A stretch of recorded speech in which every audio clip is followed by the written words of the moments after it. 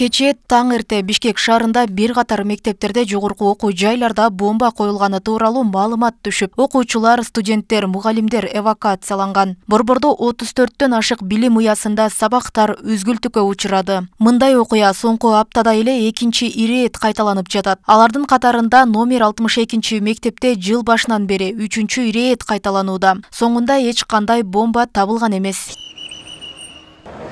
Эмне болгонун түшүнгөн жокпуз, баары зылдый түшүп коркуп. Кичине болсо да корктук, ошо эшикке чыктык. Маселе парламентте көтөрүлдү. Депутат Сүйүн Өмүрзаков милиция резонанстуу жалган маалымат бергендердин жазасын күчөтүүнү сунуштады. Учурда кылмыш жаза кодексинде 50-100 миң сом айып пул же 5 жылга эркинен ажыратуу каралган. Эл өкүлү бул жазаны дагы жеңил деп сыпаттады. Бул эми караңыз, бул мамлекетке канча бул зыян алып келип жатат, миллиондогон, канча окуу процесстер үзгүлтүккө өчүрүп жатат, канча окуучулар, мугалимдер, ата-энелер, жарандар бул оор моралдык зыянга кириптер болуп жатат. Же болбосо 5 жыл, 8 жылга чейин жоопкерчилик каралган да. Ошон үчүн мен сунушум бул жоопкерчилик күчөтүш керек.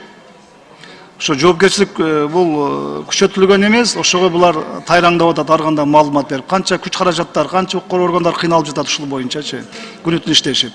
Ушул боюнча мен сунушум мыйзам долбоорун иштеп чыгыш керек, күчөтүү тартибиндечи. Анткени менен күч органдары жалган маалымат таштап элди дүрбөлөңгө салгандарды табай элек. Издөө, териштирүү иши УКМКга жүктөлгөн. Бомба тууралуу электрондук почта аркылуу кабарланган. Аккаунт чет өлкөдө катталгандыктан табуу кыйынга туруп жатыптыр. По другим фактам, например, вопросов нету, не возникает. Людей мы находим, привлекаем, но этот на территории другого государства находится. И это проблема аккаунта однодневная. То есть ее зарегистрировали, скинули в какую-то школу и исчезли, нету этого аккаунта. Проблема вот в этом возникает. Бомба коюлганы тууралуу маалымат тастыкталбаганы албетте жакшы кабар, бирок эксперттер мындай жалган маалыматтардын аркасында өлкө коопсуздугуна шек келип жаткандыгын белгилешет. Бул жагдайда элдин массалык тобу дүрбөлөңгө түшүп жатат. Мунун артында элдин тынчтыгын бузууну көздөгөндөрдүн аракети болушу мүмкүн дешет. Ана бизде буга чейин укуктук жардам берүү жөнүндө конвенциялар бар. Мисалы үчүн Минский, Кишиневский конвенция дегендер бар да. Эгер ошол өлкөлөрдөн чыккан болсо, аларга бул материалдар жөнөтүш керек. Ал жерде деле бул кылмыш болуп каралат. Кайсы өлкө, мен билген өлкөлөрдө.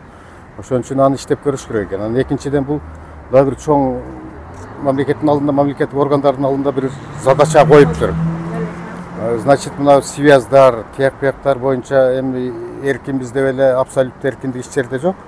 Ошолорду бир иретке келтириш керек го дейм. Мисалы үчүн электрондук пошталардын жүрүшү, мобильный телефондор менен кандай кабарларды берет, ушулар аркылуу бир иш-чара иштеп чыгыш керек го дейм, наверное. 20-апрелде Бишкектеги 30 мектепте, кечээ 34 билим берүү мекемесинде бомба бар деген маалымат катталган. Милициянын эскертүүсүнө ылайык террордук акт тууралуу оозеки же кат түрүндөбү жалган маалымат бергендер кылмыш жасаган болуп эсептелет. Бүгүнкү күндө маалымат каражаттарынын жогорку деңгээлде өнүгүп жатышы ушул сыяктуу коркунучтар, террордук экстремисттик чакырыктар, ыплас иштер менен алектенген адамдардын күн санап көбөйтүүдө.